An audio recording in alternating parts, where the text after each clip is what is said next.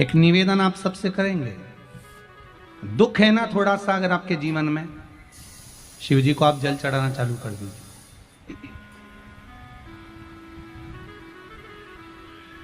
शंकर भगवान को आप जल चढ़ाना प्रारंभ कर दो। अगर दुख है ना जीवन में, शिव जी को जल चढ़ाना प्रारंभ कर दो।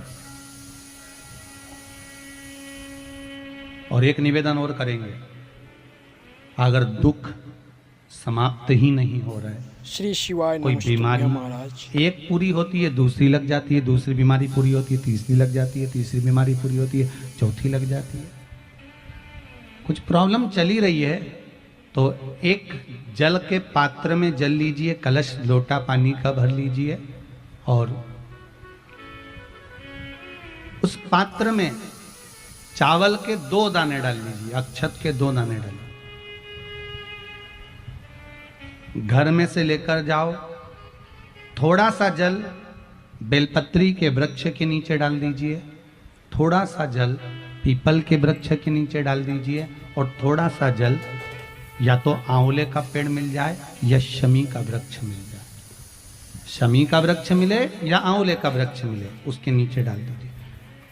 3 जगह पर अगर कोई बीमारी ऐसी हो गई कि वो समाप्त नहीं हो रही, बड़ी बड़ी तकलीफ, मतलब एक बार दवाई अगर चालू हो गई तो दवाई बंद ही नहीं हो रही है, तो उसके लिए आपको 3 जगह पर जल चढ़ाना प्रारंभ कर दो। मात्र 1 हफ्ते से ज्यादा चढ़ाना भी नहीं पड़ेगा।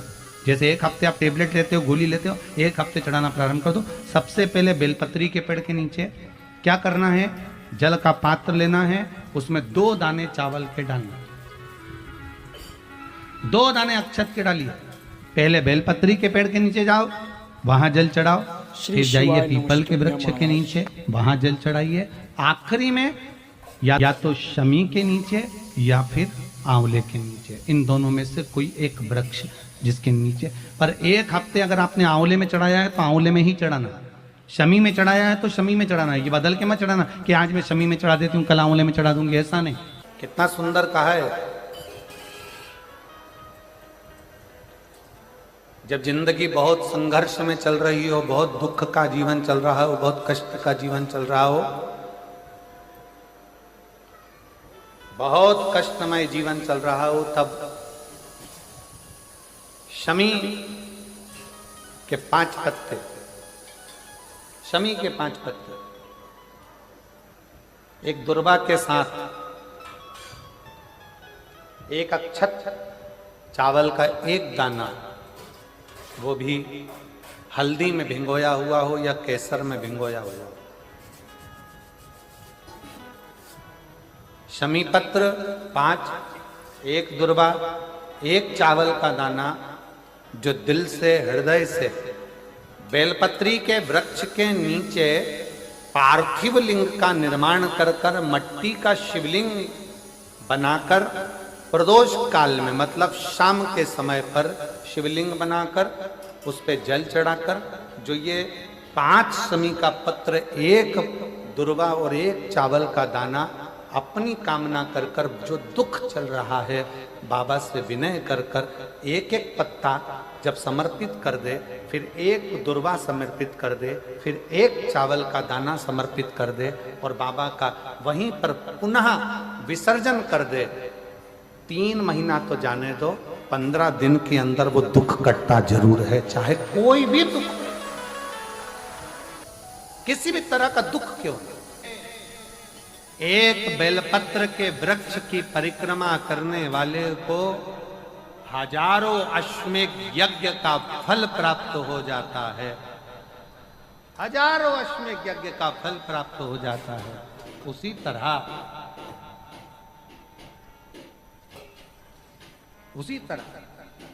एक पार्थिव लिंग का निर्माण करने वाले को, मिट्टी का शिवलिंग का निर्माण कर कर पूजन करने वालों को 12 ज्योतिर्लिंग के शिवलिंग के दर्शन का पुण्य फल प्राप्त। जो इंद्रियां हैं, इन 11 इंद्रियों में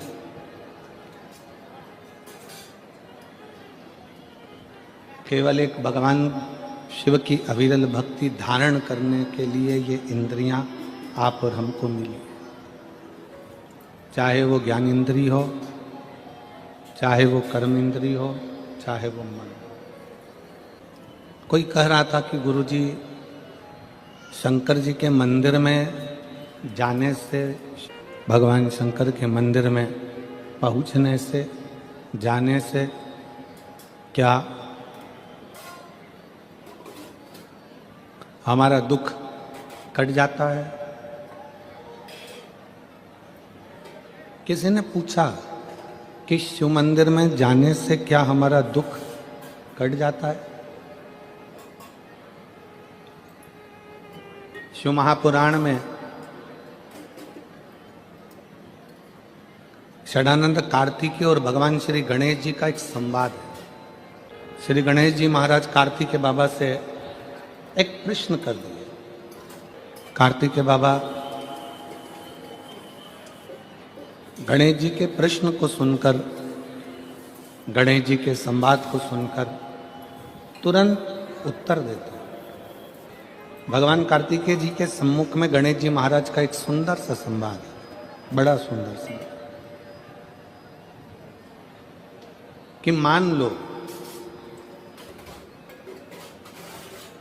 हमने सुना है कि गणेश जी कह रहे हैं कार्तिकेय जी से कि कोई शिवालय में जाए तब उसका दुख कटता है, कोई शिव जी के मंदिर पहुँचे तब उसका दुख कटता है, कोई शंकर भगवान की चौखट पर जाए, भगवान शंकर के द्वार पर जाए तब दुख कटता है। षडानंद कार्तिकेय जी कहते हैं गणेश जी से कि श्री शिव आप मंदिर तक पहुँचे ना पहुँचे, पर यदि आपके मन में शंकर के मंदिर जाने का केवल भाव प्रकट हो जाता है तो समझ लो कि आपका दुख कटना प्रारंभ हो जाता है। आप मंदिर में पहुंचे ना पहुंचे, आप मंदिर तक गए ना गए, आप शिव मंदिर तक पहुंचे कि ना पहुंचे वो मूल है, पर आपके मन में जब जिस समय पर आपके मन में भाव प्रकट हो जाता है, जिस समय पर आपके मन में ये उत्पन्न हो जाता है कि मुझे शंकर के मंदिर में जाकर एक लोटा जल चढ़ाना, मुझे शिव जी की चौखट तक जाना, जैसे हमारे मन में जब भाव उत्पन्न होता है, हमारे मन में कोई भगवान की अविरल भक्ति का, दर्शन का, पूजन का, जल का, कथा का जब भाव उत्पन्न होता है तो उसको पूर्ण करने वाले आप नहीं होते, उसको पूर्ण करने वाला तो देवाधिदेव महादेव स्वयं होता है। आपकी कामना क्या है?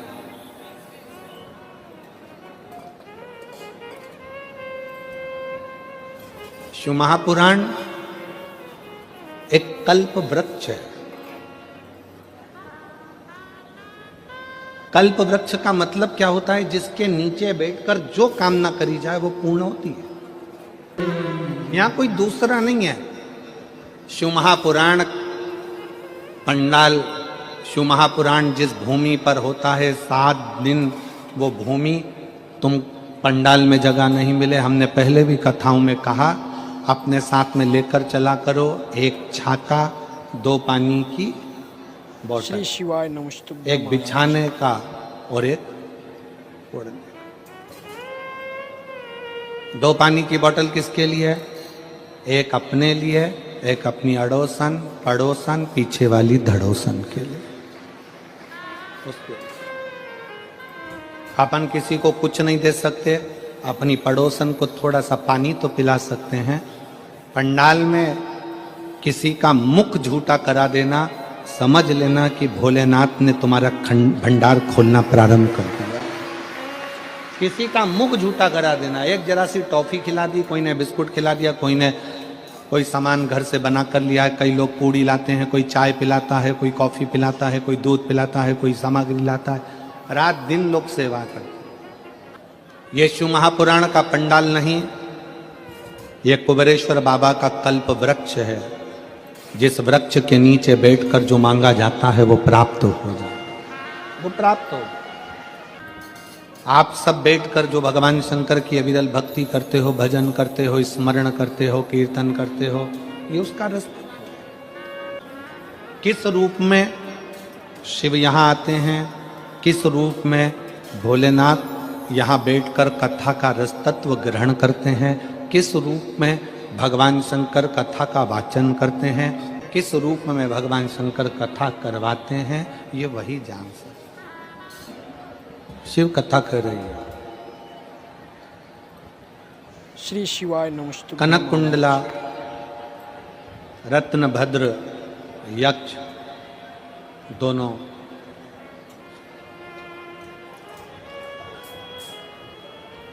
गंधमादन पर्वत पूज्य पर महाराज जी बैठकर का भगवान भजन शिव सुनने की के लिए आप आराधना हमारे करें। चैनल को सब्सक्राइब करें। पार्वती जी ने भगवान शंकर से कहा कि ये आपके भक्त हैं, शिव उपासना करते हैं, इनकी झोली खाली रह जाए तो ये श्रेष्ठता कहाँ है। एक निवेदन सभी श्रोता बहन भाइयों से कथा आ रहे हैं और पंडाल में बैठकर ये सुन रहे हैं। जिस दिन दिल से हारो ना,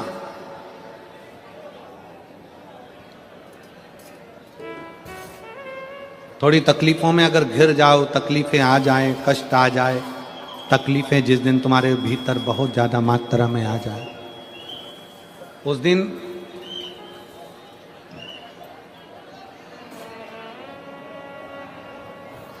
तीन बेलपत्र, एक बेलपत्र में पीला चंदन, बीच वाली पत्ती।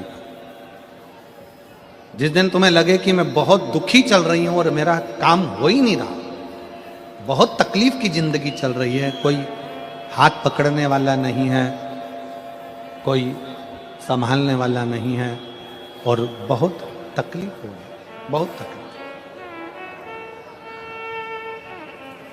उस समय पर एक बेलपत्री के बीच वाली पत्ती पर पीला चंदन, पूज्य महाराज जी का भजन सुनने के लिए दूसरी आप हमारे पत्ती पर चैनल को सब्सक्राइब करें। लाल चंदन और तीसरी पत्ती पर 11 चावल गीले, पानी में उसको थोड़ा सा भिगो लें या धो लें, 11 चावल गीले शिव जी की उस पत्ती पर रखें। सबसे पहला पीला चंदन का बेलपत्र, दूसरे नंबर पर लाल चंदन का बेलपत्र, तीसरे नंबर पर जो 11 चावल आपने धोकर रखे हैं वो हाथ की हथेली में रखना है और हाथ की हथेली में रखकर अपनी कामना कर कर भगवान शंकर से पूज्य विनय महाराज कर जी का कर भजन सुनने के लिए पंचाक्षर आप हमारे मंत्र नमः शिवाय या षडाक्षर मंत्र ओम नमः शिवाय या श्री शिवाय नमस्तुभ्यम बोलकर उस बेलपत्र पर सीधे हाथ में रखकर उल्टे हाथ का स्पर्श कर कर बाबा से अपने मन के भाव कहकर शंकर के शिवलिंग पर उसे समर्पित कर दीजिए। एक ही लोटा जल, जहां से जल बहता है अशोक सुंदरी वाली जगह, एक ही लोटा जल जहां से जल बहता है उस जल बहने वाली जगह पर 3 बार उस जल को अपनी कामना कर कर श्री शिवाय नमस्तुभ्यम या पंचाक्षर मंत्र या षडाक्षर मंत्र बोलकर 3 बार उस स्थान पर गिरा दीजिए। गिराने के बाद में बाबा से विनय कर कर अक्षत वाली जो बेलपत्र है, एक बेलपत्र और एक अक्षत उसमें से अपने लिए लेकर आ जाओ। उसको 2 महीना 3 महीना अपने घर में रखिए। जितना भी दुख है धीरे धीरे बाबा समाप्त कर कर खुशियां घर में लेकर आता ही है। दुख समाप्त होगा, खुशियां घर में आएगी जरूर। दुनिया का सबसे बड़ा डॉक्टर है मेरा देवाधिदेव महादेव, और दुनिया की सबसे बड़ी दवाई है तुम्हारा विश्वास, तुम्हारा भरोसा। ये दुनिया की सबसे बड़ी दवाई है। जिस दिन तुम्हारा भरोसा, तुम्हारा विश्वास प्रबल हो जाएगा, उस दिन शिव तत्व अपने आप प्राप्त हो जाएगा। शिव शिव है, देगा मुझे बाबा। कनक कुंडला ने अपने पति रत्नभद्र से कहा कि मुझे मेरे शंकर पर भरोसा, और मेरी जीजियों मेरे जीजाओं, मेरी बेटियों, बेटाओं, मेरी श्री माताओं, शिवाय नमस्तुभ्यं महाराज। सूरतिया लालाओं, सूरत के रहवासियों, गुजरात की पवित्र भूमि पर रहने वाले मेरे दशंकर के अंश रूप आप सब, जो महापुराण की कथा में दिखावे के लिए मत जाना। और जगह पर होती होगी कि वहां लोग दिखाने के लिए जाते होंगे। शिव महापुराण की कथा कभी दिखावे के लिए ना तो होती है ना होना। दिल से सुनो, दिल से कहो, दिल से सुनो और दिल से कहो। जब आप दिल से सुनोगे और दिल से कहोगे तो वो सुनेगा। कैसे ना सुने?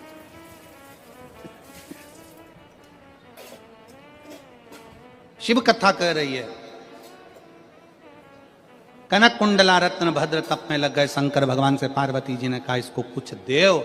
शिव जी ने कृपा करी और उसके घर में एक पुत्र दिया जिसका नाम हरिकेश। उस पुत्र का नाम था हरिकेश। हरिकेश बाल्यावस्था से भगवान शंकर की भक्ति में लग गया, भगवान शंकर की आराधना में लग गया। मिट्टी इकट्ठी करना, लिंग बनाना, पूजन करना, आराधना करना, ये हमारे घर के बच्चों के संस्कार।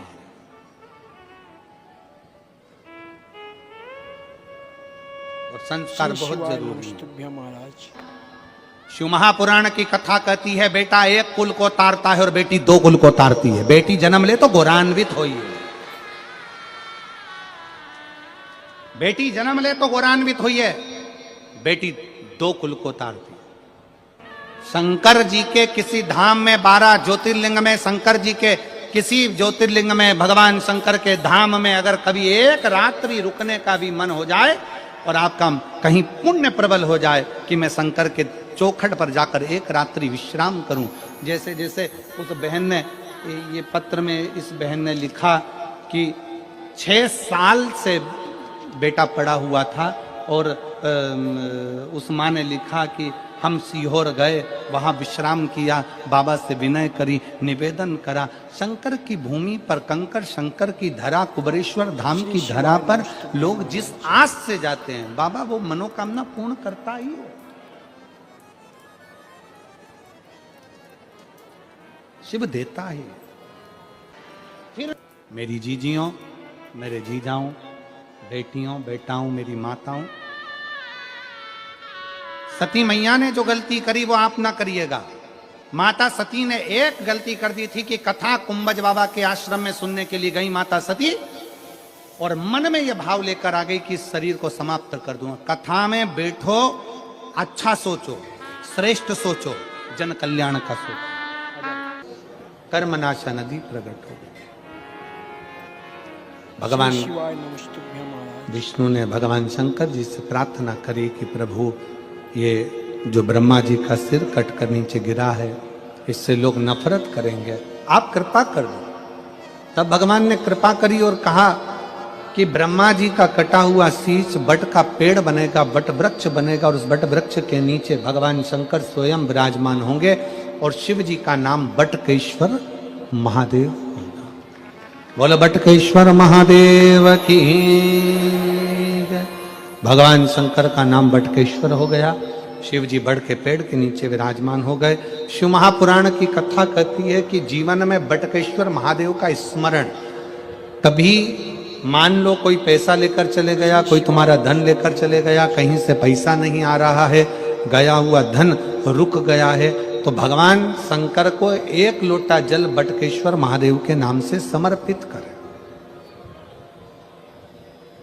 भगवान शिव जी को एक लोटा जल बटकेश्वर महादेव के नाम से समर्पित करें और उनसे प्रार्थना करें, निवेदन करें, शिव स्वीकारेगा जरूर। चढ़ाओ एक लोटा जल। कभी कभी अगर ऐसा लगे जीवन में कि दुख बहुत ज्यादा आ गया है, बहुत तकलीफ आ गई है, तो लाल चंदन को घिसकर उस लाल चंदन का लेपन भगवान शंकर पर कर फिर पानी चढ़ाओ। अगर कोई संकट भारी है और नहीं कट रहा, जैसे किसी नारी का गर्भ नहीं ठहर रहा, 15 साल हो गए, 20 साल हो गए, 25 साल, जैसे इसने लिखा एक माता ने कि 18 साल की बेटी हो गई थी पर संतान में पुत्र नहीं, तो उसने भाव से कथा सुनी।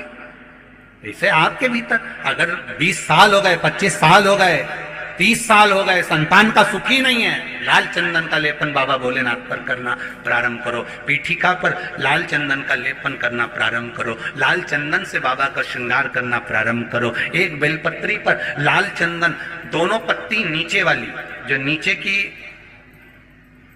नीचे की जो 2 पत्ती होती है, इस पे लाल चंदन और बीच वाली पत्ती पर पीला चंदन लगाकर बाबा के शिवलिंग को समर्पित करिए। बाबा से प्रार्थना करिए, रोज प्रार्थना करो। परंतु एक बात का स्मरण रहे, 25 साल हो गए, 20 साल हो गए, 30 साल हो गए, संतान नहीं, तो पहले जल से अभिषेक कराना। अभिषेक कराकर जल का आचमन करने के बाद हाथ को खासा करना, धोना।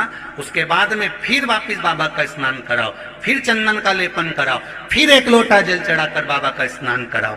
बाबा का बड़ा सुंदर भाव से लाल चंदन से जो अभिषेक करता है, बाबा को लेपन कर कर फिर जल चढ़ समर्पित करता है, निश्चित है उसकी गोदी मेरा देव अधिदेव महादेव जरूर भरता है। ये